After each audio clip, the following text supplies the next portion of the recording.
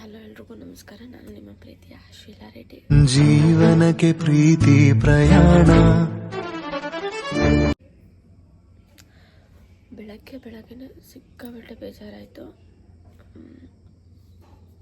ಇದು ಎಲ್ರಿಗೂ ಹೇಳುವಂಥ ಮಾತು. ನಿಮ್ಮ ವಿಷಯ ಇದ್ದರೆ ನೀವು ಮಾತಾಡ್ಕೊಳ್ಳಿ, ಆ್ಯಂಡ್ ನಿಮ್ಗೆ ರಿಲೇಟೆಡ್ ಇರೋ ವಿಷಯ ಇದ್ದರೆ ಮಾತಾಡ್ಕೊಳ್ಳಿ. ನಿಮ್ಮ ರಿಲೇಟೆಡ್ಲಿ ಯಾವುದೋ ಒಂದು ಥರ್ಡ್ ಪರ್ಸನ್ದು ಮ್ಯಾಟರ್ ಆಗುತ್ತೆ ಅಂದರೆ ಅದನ್ನು ಮಾತಾಡೋದಕ್ಕೆ ಹೋಗ್ಬೇಡಿ. ಮೈಟ್ ಬಿ ಅದು ಅವ್ರಿಗೆ ಹರ್ಟ್ ಆಗ್ಬೋದು, ನಿಮ್ಮ ಇಂಟೆನ್ಷನ್ ಗುಡ್ ಇರ್ಬೋದು, ಬಟ್ ಅದನ್ನು ಕೇಳೋದಕ್ಕೆ ಅವ್ರಿಗೆ ಇಷ್ಟ ಇಲ್ಲ ಅಂದಮೇಲೆ ನೀವು ಅಂಥ ಟಾಪಿಕ್ನ ಇನ್ನೊಬ್ರ ಹತ್ರ ಮಾತಾಡಿದಾಗ ಅದು ತುಂಬ ಹರ್ಟ್ ಆಗುತ್ತೆ. ಅದು ನನಗೆ ಅಂತ ಅಲ್ಲ,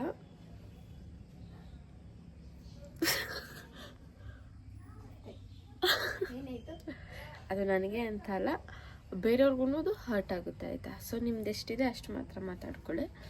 ಓಕೆ, ಇವತ್ತಿನ ವ್ಲಾಗ್ ಸ್ಟಾರ್ಟ್ ಮಾಡೋಣ.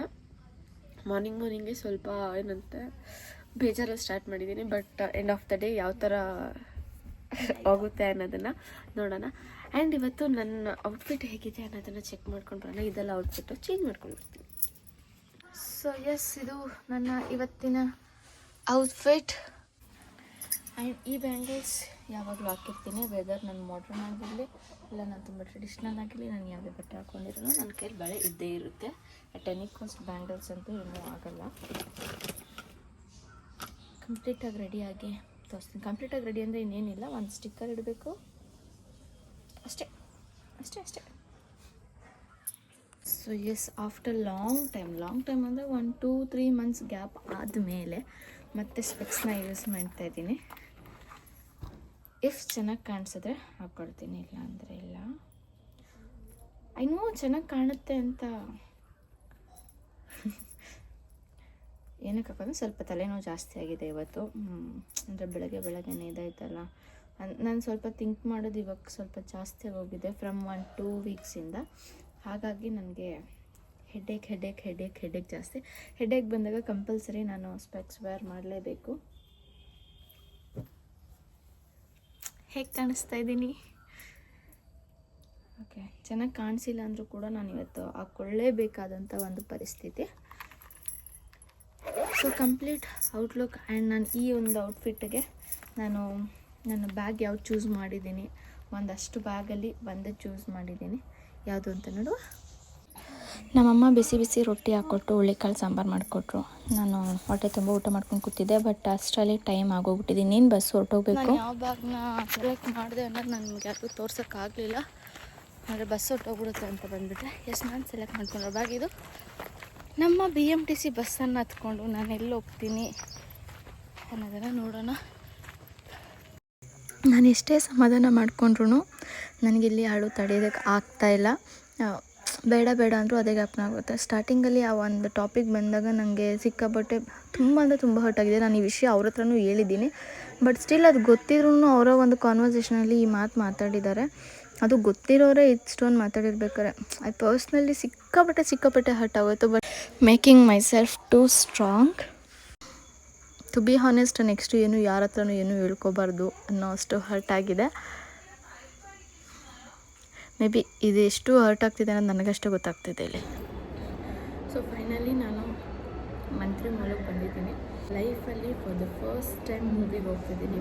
ಅಣ್ಣಂದಿರ ಜೊತೆ ಹೋಗಿದ್ದೀನಿ, ಫ್ರೆಂಡ್ಸ್ ಜೊತೆ ಹೋಗಿದ್ದೀನಿ. ಇವನ್ ಅಕ್ಕ ತಂಗಿದ್ರ ಜೊತೆ ಹೋಗಿದ್ದೀನಿ, but for the first time ಒಂದು ಮೂವಿಗೆ ಹೋಗ್ತಾಯಿದ್ದೀನಿ. ನೋಡೋಣ ಹೇಗಿರುತ್ತೆ ನನ್ನ ಎಕ್ಸ್ಪೀರಿಯೆನ್ಸ್ ಅಂತ. ಮಾರ್ನಿಂಗ್ ನಿಜವಾಗ್ಲೂ ಸಿಕ್ಕಾಪಟ್ಟೆ ಬೇಜಾರು. ನಾನು ಇನ್ನೂ ಅದರಿಂದ ಆಚೆ ಕೂಡ ಬರೋದಕ್ಕೆ ಆಗ್ತಾಯಿಲ್ಲ, ಅಷ್ಟು ಬೇಜಾರಾಯಿತು. ಬಟ್ ಅದೇ ಗ್ಯಾಪಲ್ಲಿ ನನ್ನನ್ನು ನಾನು ತುಂಬ ಸ್ಟ್ರಾಂಗ್ ಮಾಡ್ಕೋಬೇಕು ಅಂತೇಳಿ ಇವತ್ತು ಸೋಲೋ ಓಡಾಡೋಣ, ಅಂದರೆ ಒಂಟಿಯಾಗಿ ಎಲ್ಲ ಕಡೆ ಓಡಾಡೋಣ, ನನ್ನ ವೈಬ್ ನಾನೇ ಎಂಜಾಯ್ ಮಾಡೋಣ ಅಂತ ಬಂದುಬಿಟ್ಟಿದ್ದೀನಿ. ಮುಂದೆ ಏನಾಗುತ್ತೆ ನಂಗೆ ಗೊತ್ತಿಲ್ಲ. ವ್ಲಾಗ್ ಹತ್ಕೊಂಡೇ ಸ್ಟಾರ್ಟ್ ಆಗಿದೆ. ಎಂಡ್ ಆಫ್ ದ ಡೇ ಮುಗಿಯೋಷ್ಟಿದೆ. ಹ್ಯಾಪಿಯಾಗಿರ್ತೀನ. ಇನ್ನು 5 ನಿಮಿಷ ಟೈಮ್ ಇತ್ತು, ಅದಕ್ಕೆ ಆಚೆ ವೆಯ್ಟ್ ಮಾಡ್ತಿದ್ದೆ. ಅದ ನಂತರ ಒಳಗೆ ಹೋಗಿ ಕೂತ್ಕೊಂಡೆ. ಒಬ್ಬೊಬ್ಬರೇ ಎಂಟ್ರಿ ಕೊಡ್ತಾನೆ ಇದ್ರು. ಆ್ಯಂಡ್ ಫಸ್ಟ್ ಟೈಮ್ ಬಂದಿರೋದ್ರಿಂದ ನಾನು ಸ್ವಲ್ಪ ನರ್ವಸ್ ಆಗ್ತಾಯಿದ್ದೆ ಹೆಂಗಪ್ಪ ಅಂತ. ಫೈನಲಿ ಮೂವಿ ಅಂತೂ ಸ್ಟಾರ್ಟ್ ಆಯಿತು. ರಶ್ಮಿಕಾ ಮಂದಣ್ಣನ ಎಂಟ್ರಿ ತುಂಬ ಏನು ಓವರಾಗಿ ಕೊಟ್ಟಿಲ್ಲ, ಸಿಂಪಲ್ ಆ್ಯಂಡ್ ಕ್ಯೂಟಾಗಿ ಎಂಟ್ರಿ ಕೊಟ್ಟಿದ್ದಾರೆ. ಇಷ್ಟ ಆಯಿತು. ನನ್ನ ಜೀವನದಲ್ಲೂ ನಾನು ತುಂಬ ಅಂದರೆ ತುಂಬ ರೆಸ್ಪೆಕ್ಟ್ ಮಾಡುವಂಥ ಒಂದು ರಿಲೇಷನ್ಶಿಪ್, ಫ್ರೆಂಡ್ಶಿಪ್. ಎಲ್ಲರ ಲೈಫಲ್ಲೂ ಈ ಒಂದು ಫ್ರೆಂಡ್ಶಿಪ್ ಇರಬೇಕು. ಮೋಸದಿಂದ ಅಲ್ಲ, ಜೆನ್ಯೂನ್ ಆಗಿರಬೇಕು ಈ ಥರ.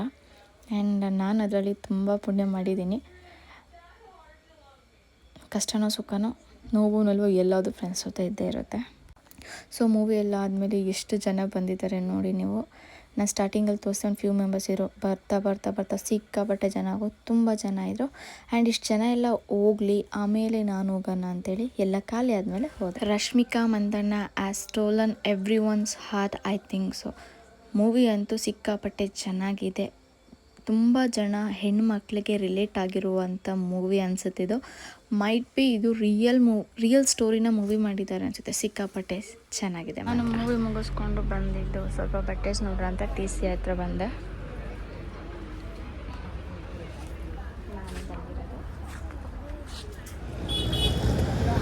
ತುಂಬ ಸುಸ್ತಾಗೋಗೋರೆ ಬಟ್ಟೆ ಶಾಪಿಂಗ್ ಮಾಡಿ. ಸೊ ಅದಕ್ಕೆ ಇಬ್ಬರು